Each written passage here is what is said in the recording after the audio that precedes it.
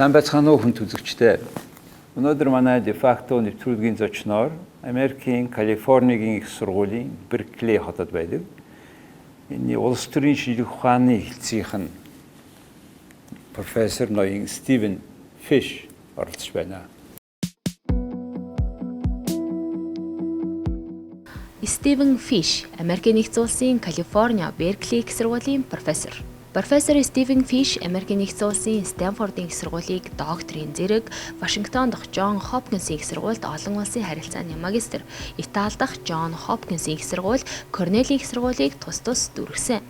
Тэрээр Калифорния Беркли их сургууль, Пенсильванийн их сургуульд ажиллахын зэрэгцээ, бүгд найрамдах Хятад ард улсын Нанжин их сургууль, Индонезийн Эйрланг их сургууль, Казахстаны Алматагийн их сургуульд зочин судлаачаар ажиллаж байжээ. Тэрээр 10 гаруй ном, 40 гаруй нийтлэл хэвлүүлсэн ба Аль Жазира, CCTV, CNN, CNBC, BBC, Oakland TV, Crown TV зэрэг телевизүүдэд тоомчоор ажиллахын зэрэгцээ, Ардчилалын үйл явцын талаар судалгаа хийдэг. Орос, Индонез, Итали, Франц хэлтэй.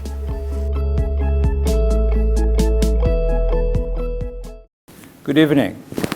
Pleasure to be here with you. How many times is this time in Mongolia? This is my third time in Mongolia. Third time. Please tell us about this. Well, I was first here in December of 1997, and then I returned 15 years later in February of 2012. So this is my first time when it wasn't 40 degrees below zero in Mongolia, and I'm delighted to be here. Okay, July 2018. Okay. That's right.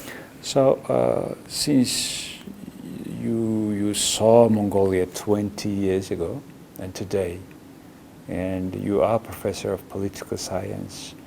You studied in Cornell University, also Johns Hopkins in Bologna, and then Johns Hopkins University School in DC, and then Stanford University. And you're well-known political scientists studying democratization, this process. You have been in Russia, you have been in China.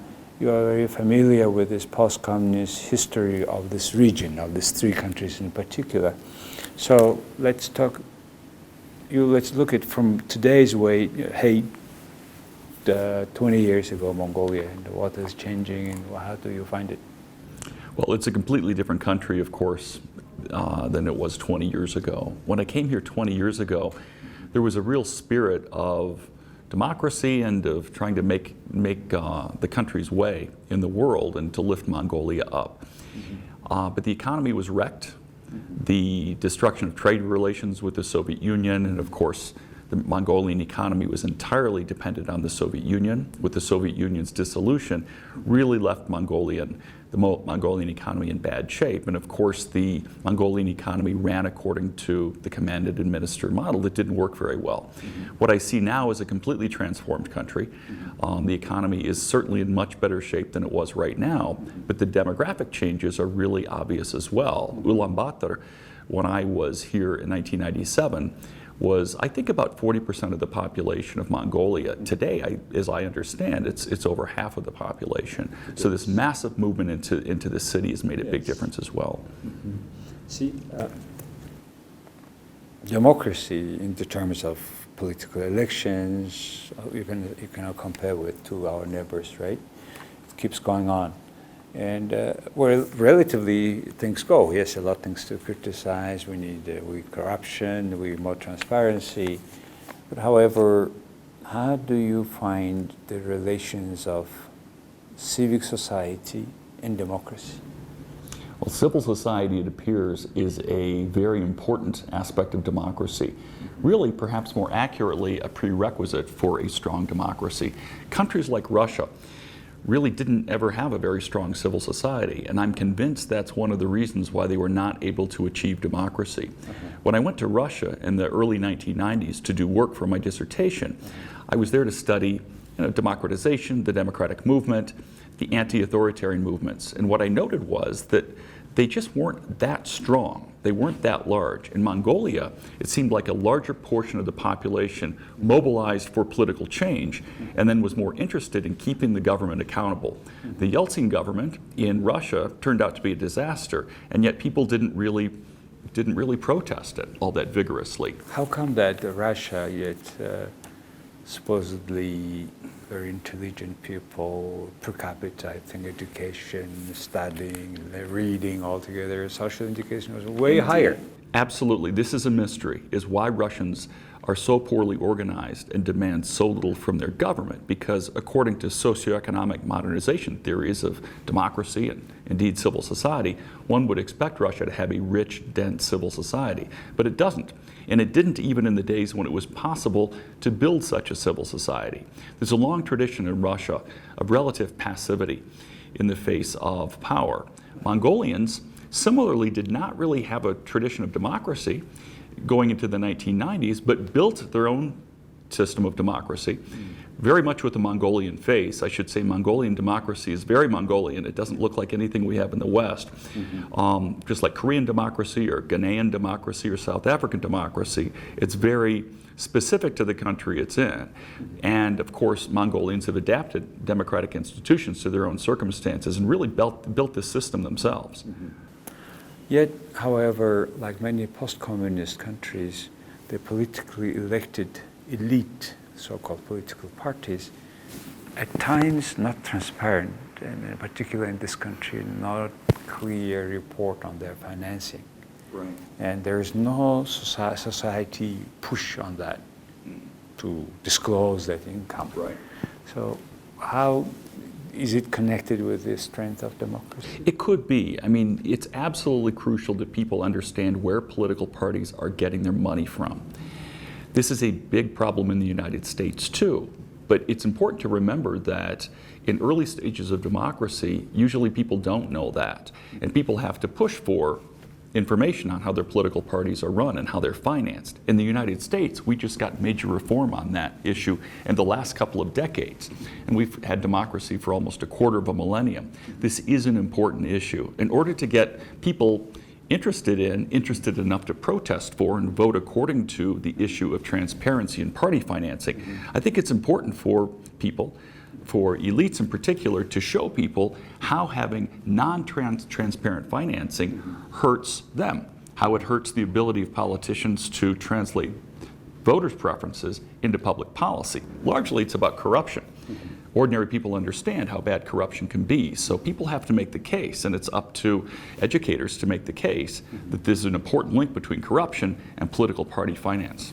That's one link, corruption and political finance. The other thing is information that society is communicating with. And at the current time with the social media today, not 10 years ago, but today, this one looks like very important driver of democratic institutions in a country like democratic country like Mongolia. What is the role? How do you see that down the road? Well, I think the most important thing for democracy is just that social media remain open. Really, social media can be used for good or for ill. It can be used to promote authoritarianism or promote democracy, to promote ideas that are consistent with racism or xenophobia or other things that are not consistent with democracy, or with values that actually are consistent with democracy. It's just a medium. So I think the important thing is that social media be open and that conversation remain open. In Russia already, social media is closing down. As you probably know, in China, it's very much government controlled and monitored right now. In Russia, people's accounts in social media are being monitored increasingly by the government, and the government has taken over, essentially, Putin has put his own cronies in charge of the companies that control major social media. That gives the government more monitoring authority over social media. And they are also working with certain part of youth all around the country to support particular one-party policy. Right. In Russia right now, which is moving increasingly toward very heavy-handed authoritarianism, that indeed is happening right now. And it's important to remember that even though one sees a lot of corruption in a democracy like Mongolia, because we hear about it, it's reported in the media, politicians from one party are always trying to expose corruption in the other party. That doesn't mean that there's less corruption in an authoritarian regime. In fact, in Russia, there's far worse corruption than there is in Mongolia.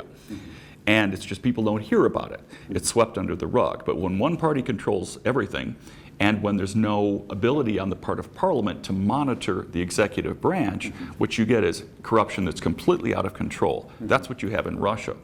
So I think some people make the mistake, and I've heard this in Mongolia too, of thinking since we hear a lot about corruption here, if we just had a strong executive power and a dictatorship like they have in Russia, somehow that would solve the problem. That does not solve the problem. That makes it much worse. Exactly. But as you said, I mean, I criticize a lot about corruption in the country, but however, the competition between two political parties, whatever it is, but still it gives a light on corruptions, which gives hope to the people that from election to election we will be better off. Right. And also seems like we have a lot of corruption because we discuss it a lot. Exactly. In those countries which is not discussing, they seemingly not. However, for example, people think that China is doing very well with this corruption fight of President Xi. How do you find that political parties' strong stand on the corruption? Does it really impact on China the way, or it is just impact only on a few oppositions? For the most part, President Xi has not pursued anti-corruption campaign against his own political allies. The only people who are victims of his anti-corruption campaign are people who are potential rivals to him or to his cronies, or people who also work for him. This is not a genuine anti-corruption campaign. This was a campaign to consolidate power on his own part, plus to create the impression among ordinary Chinese that he was dedicated to fighting corruption, because he knows that ordinary Chinese are realizing that the Communist Party of China has become almost as corrupt as Putin's regime. And so he's undertaking these policies in order to strengthen his own hand in government. It's not a sign that corruption is declining in China, because it's not. However, China now, with this development, with the one political party system, so-called Chinese socialism with a Chinese character, how long this regime can go like this? Well, it's interesting because the Chinese Communist Party seems to have reached a high level of what might be called authoritarian modernization when it instituted rules after Deng Xiaoping left power that provided for a peaceful transfer of power. An informal set of rules that basically gave every leader of China 5 to 10 years in power. And then he or she would be reviewed by colleagues, but you had to be out after 10 years. This actually worked reasonably well. It also solved the biggest source of instability in authoritarian systems, which is who's going to lead once the top guy leaves or dies.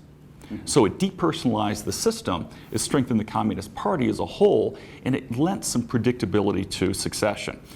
Now, with Xi Jinping, and this is what you get with authoritarian systems, now consolidating power in his own person, repersonalizing power, much the way it was during Mao Zedong, that aspect of modernization of the authoritarian system has been reversed, which actually goes to the point about whether authoritarian regimes can ever not be personalistic.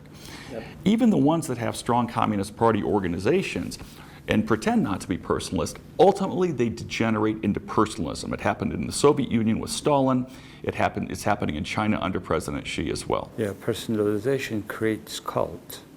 And cult is something that sooner or later comes to the end. It also creates a great deal of instability because people don't know what's going to happen after President Xi dies. If President Putin died, and Russia's far more personalized than China is right now, no one knows what would happen tomorrow.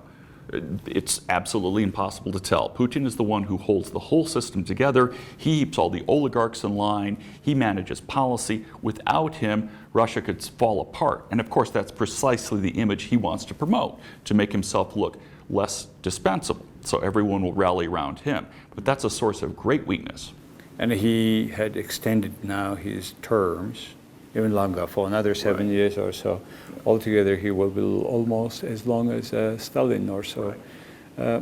So you still find this too much personalization of power into our neighbor countries still may bring instability in these two large It certainly neighbors. will bring instability. I have no doubt about it. When Stalin died, there was a big power struggle in the Soviet Union. There will be a power struggle for sure in Russia, But at least in the Soviet Union after Stalin died, there was a communist party there. There was some organization that had an ideology, a coherent set of principles and agencies. That doesn't exist in Russia right now under Putin at all. There's no party. There's just the state apparatus, which could be loyal to anyone. There's no ideology or set of principles. There's just Putin and whatever he wants to do today. If he were to leave the scene, Russia would have major problems in terms of stability. This is a source of great weakness. Ctivен, you were also in Kazakhstan for a certain time period, a couple of times or so. You are now the society also somehow you are following. Is it the same situation in Kazakhstan? Same situation in Kazakhstan as it is in Russia. The whole system revolves around one guy. He has some reasonably smart technocrats around him and some not so smart technocrats around him, just like in Russia. But it all revolves around one guy. It's possible that he could manage a succession like happened in Azerbaijan. I'm sorry, like happened in Azerbaijan, that was dynastic, like happened in Uzbekistan. It's not perhaps quite as unstable as Russia because one can actually see possible successors to Nazarbayev in Kazakhstan. In Russia, no one has any idea who would succeed Putin, and Putin doesn't want anybody to know. He's young, energetic, 7 years, I think it is no problem. Then what is the most likely scenario in Russia when the Putin term is finished? Well, it could be a problem because he's just a mortal person. He could drop dead of a heart attack or an accident tomorrow, so it really is a problem.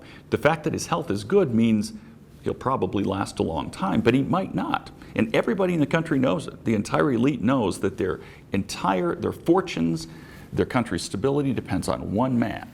Even if his health is good, that's still potentially a source of instability. What will happen when Putin goes in Russia is anybody's guess. I would guess there will be a big fight among the top officials around him for control over the rents, all that resource rents that they all live on. And it probably won't be clear who's going to come to the top for quite some time, but there's no one who has any mass public appeal around Putin. Putin has made it that way. He's the only one in Russia who's allowed to be a politician. In a country like Mongolia, you could lose the prime minister, the president, and things would go on smoothly. Business interests know that, ordinary people knows it. It lends a lot of stability to the Mongolian political system. I think we're at a certain time we can go without all of them. That's a strength of democracy. Yes. Absolutely. Then until next election, it will go. The institutions are strong enough that you can do without any given one person, and that's a great source of strength. And at the time when you have also in the U.S. the strongest democracy, you have own ups and downs nowadays. We certainly do. A lot of downs recently, in fact. And at this time, now President Putin and President Trump are meeting. And what is the expectation out of this? Well, it's still not clear why President Trump is so eager to meet President Putin. They don't have any major arms control agenda to talk about. They don't have any major economic agenda to talk about. Really, this is a mystery to everyone. Now, Trump also wants to meet Putin alone with none of his staff around for hours. I think there's rising suspicion in the United States right now that Trump is really working for Putin, in one way or another is loyal to him. The fact is there's very little evidence against this notion. Everything Trump has done in office in foreign policy and some in domestic policy has been about advancing Russia's interests and Putin's interests. Why it would be like this? It's completely different. It's absolutely bizarre. Who would have ever thought? It's absolutely bizarre. We do know that Trump cares only about himself.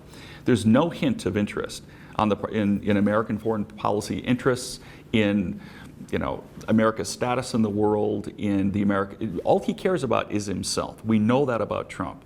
We also know that Russian money has pulled him out of the abyss of bankruptcy several times. And we also know that the Russian government has been working on him for some time, kind of pushing him toward its own ideas. This goes back to the Soviet period, right? This is just what the Russian government does. It's part of its foreign intelligence and spying operations. It's sensible. A lot of countries do this. I'm sure the United States does it as well. But what Putin and the Russians never dreamed of is actually having someone who's working for them, or at least for their interests, in the White House. But everything Trump has done, trying to demolish the Western alliance, trying to get the sanctions lifted on Russia, even though, of course, Russia hasn't, the reasons for the sanctions haven't changed. Russia's still in Crimea. And everything nice he says about Putin, the fact that he's consistent on one issue politically, and that's his loyalty to Putin, really it smells kind of bad to many of us. Yet, Trump was supported by many businesses in the United States, and looks like businesses are doing better than the time before him. And do you think he's still so much support by community in general, business in general? No. Look, business is usually going to support the Republican candidate, whoever it is, right? But it's important to remember that business is divided in the states. Where I live in the San Francisco Bay Area, most businesses really are what we might call progressive capital. They're high tech, they're very internationalized and globalized. They tend to support Democrats. Old-fashioned manufacturing industry interests, they tend to support Republicans. The thing, though, with Trump is he's undertaking policies now that are so ruinous to American business. These ridiculous tariffs that he's imposing on China, on Europe, on all our trading partners around the world is raising alarms in the business community. And I think he's starting to lose a lot of his support in the business community, even though they usually support Republicans, just as a matter of party And then with this tariff war, now in China who will have more leverage on that? China or America? Who will be more winning? It's hard to say. I mean, the country that's running the trade deficit usually has a little bit more leverage, but the fact is the American and Chinese economies are completely interlocked. We benefit just as much as we give in the relationship with China. That's a good thing. Certain industries are winning after this whole tariff war. Certain industries start to lose, right? Well, what we're now starting to see is what free traders have said all along, which is that you get more losers than winners when you restrict trade. Even industries that Trump thought were going to really support this, like steel makers and auto manufacturers, are saying, wait a minute, actually, it's not that simple. In a highly competitive, globalized economy, you can't just slap tariffs on steel and then get tariffs slapped back on you on soybeans and other products without it hurting businesses. So it looks like the losers are far more numerous than the winners out of these tariffs. One great thing about Trump is he's making all really bad things unpopular. This is the one thing I can say that I really like about Trump. That people learn what you cannot do it. Exactly. Most ordinary people actually don't realize how much good free trade does them. That's normal. There's in every country, elites and ordinary people tend to differ on trade. Elites who kind of know what good trade does people tend to be more in favor of it. Ordinary folks think, oh, if you put trade barriers on whatever industry I'm in, that would help me, okay? What Trump is doing is making free trade popular because he's undertaking these ridiculous tariff barrier policies, these ridiculous protectionist policies. That means after a certain period, now you learn what people you will could see. not do it. Exactly. So People will see what good free trade does them. Most people, of course, are not economists, and they don't realize that trade is the key to holding down inflation. Do you think he will be re-elected? No, certainly not. I don't think he'll make it through the end of his Then first what term. will be the political arena in the U.S. if he's not re-elected? Certainly then Democrats come back. Well, there will be a big fight within the Republican Party for control. Vice President Pence will try to claim the Trumpian wing of the party. There will be other people who try to claim the Trump wing of the party. There's also going to be some old-fashioned pro-democratic, with a small d, pro-democratic Republicans who are not nativist. They're not anti-immigrant. They are in favor of social and racial equality. They're just pro-business. They're pro-free trade and things like that. Jeff Flake is one of them, the senator from Arizona who is leaving office, not running for re-election. Senator Bob Corker from Tennessee will probably try to get some of the Trumpian wing and some of the old-fashioned Republican wing. There'll be a fight for the soul of the Republican Party. The Democratic Party, of course, is undergoing its own argument about who we're going to be in the future as well. And there's a lot of new blood coming into the Democratic Party, younger people, women running for office right now, spurred by the disaster that is Trump. So America will be completely politically restructured, say, from 2-3 years from now. I think the political party systems will be restructured. I think the Republican Party right now is controlled by a poisonous individual who can't stay in charge of the party forever. He's breaking laws. I don't think he'll make it through the end of his first term. The Democratic Party's leaders are all in their 70s and 80s. Is he a head of party too, as president? He's not formally the head of the Republican Party, but he's the de facto head of the party. The president is always the leader of his party. That's right. You see now what is happening now in Europe, since we are talking about these bigger regions, now with UK Brexit, right, now call it, and which is hardly happening now, and 2-3 ministers are resigned from Theresa May cabinet. What is your expectation out of all this? Will UK eventually completely exit or not? I don't know. It would be a disaster for the UK to exit the European Union. I think most Brits now understand that. If you did the referendum again today, I think that Leave would lose. The public opinion polls show that. I think that if Britain really does exit the EU 5 years from now, even more people would vote against Leave, because the consequences will be even clearer then. So that will be a good example for other European countries not to exist. Right, not to exit. That's right. The problem is that right now populist parties are on the rise in Europe, as you know. They all make a big deal about immigration, and they claim that Europe is undermining their sovereignty. So that's the kind of flavor of the decade right now in Europe, tragically. Yeah, so the Europe and the whole, what we talk is interconnected with what's happening in the Middle East, where people are immigrating, leaving their homes. I mean, who would like to leave, by millions of you, to leave your countries? Right. So obviously they have to run away. So the source of the problems is inside of the Middle East. Right. And how, as a scientist, you see the solution of the problems? Obviously, we not always with the force, because force creates anti-force, and we are creating here and there always fights, death of people, ordinary people in their own cities in Europe anyway. So how do you see the solution? Yeah, there's two major forces in the Middle East that I think are really pouring gasoline on these flames of war, and indeed causing the war. First of all is the long-term custody of power by very corrupt authoritarian regimes. People in the Middle East have not been able to govern themselves or in any way express themselves politically for many decades. And the Arab Spring uprising showed that large portions of the Egyptian and Tunisian and Libyan and other Middle Eastern populations, Syrian as well, wanted that to change. But then the second problem was that you get proxy wars where countries like Russia and Iran hold Bashar al-Assad in power, despite the fact that he's very unpopular in Syria. For that matter, before the Arab Spring uprisings, the United States helped hold Hosni Mubarak and his increasingly unpopular dictatorship in power in Egypt. Now what you have in Yemen, in Syria, several other points in the Middle East are these brutal proxy wars, usually between Iran and Saudi Arabia, in the case of both Yemen and in Syria. That's the second major factor. So until these people will go out from the power, you think this tension will stay? It probably will.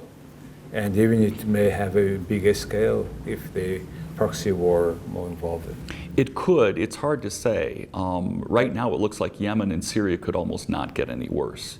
Whether these wars spread. Cannot be worse. It could not be worse than it is in Yemen and Syria. I can't imagine the situation deteriorating. I think it's already deteriorated in both countries. The whole world reminds me like, a chair that every bolt is gone out, you're going to be out, it's like so shaky. We don't know. Well, there's nowhere to go but up in those countries, so that's the good news. Fortunately, that's the situation, and thank you very much for describing for our public your American politologist, well-known politician, political scientist's view about the world.